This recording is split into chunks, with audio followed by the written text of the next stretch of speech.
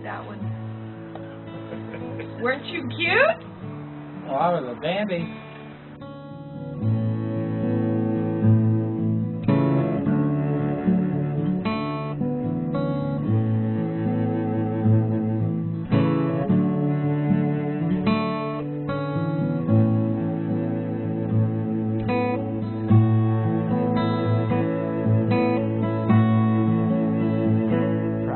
Freight car. Yeah, that's how they moved around in those days. This is, yeah, grandparents from 1922, you know. My mother and father, and their mother and father, in Detroit, 20 by 20, 400 square feet. Oh, mother and father, brother and sister, and myself. Yeah, well, Ford used to come around and plow the empty lot if people wanted them done, and then they could plant tomatoes, other vegetables. They could can them and get through the winter. It was a depression, man. Nobody had any money. You don't know how lucky you've been. We got a little welfare now and then. Just go down to the welfare office and get a bag of sugar, a bag of flour, maybe a dozen oranges, made your own bread. Hey, it wasn't all peaches and cream, you know. Yeah, it was an interesting period. But you didn't have the crime that you have today. We never had a lock on the front door of the house. Then the government came along with I forget the name of the what do you call it? Department to promote improving your property. And we added 4 feet onto the house, and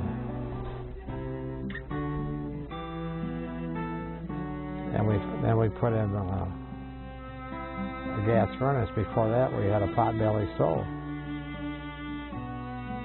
and the welfare would deliver a ton of coal to the backyard. You want to stay warm, you haul the coal inside, put it in the stove and set it on fire. So we added 4 feet onto the house and put some Celotex insulation on the inside. Before that, it was bare walls. You get up in the morning, you freeze your tuchus in the bedroom. You run to the living room where the stove was and hope the fire hadn't gone out. You guys don't know anything about living in a carpenter. There wasn't much building going on.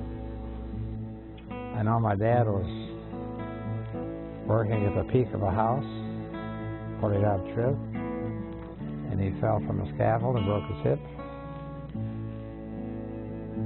And that laid him up for a while.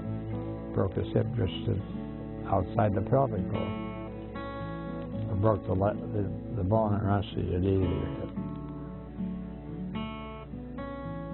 And then 4 or 5 years later,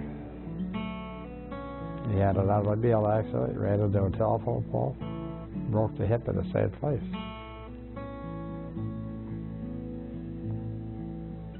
When it healed, it had such a ridge of healing, so close to the joint, couldn't move the hip. So he went on to receiving hospital, and they operated on his hip, took the ball out of the joint, scraped the bone down, put it back together. After that, he always had one leg that was a couple inches shorter than the other.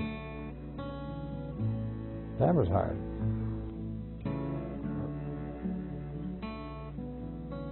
You could live through them. But when I got out of high school, in fact, I got a job while I was still in high school, running a substation for the newspaper. Things started to get better because I was earning some money. And when Lend-Lease started with Britain, that's when things began to pick up pretty good. But there's always a way to make money, which is selling newspapers was a means to an end. You always had money in your pocket. Not a lot, but you never broke either.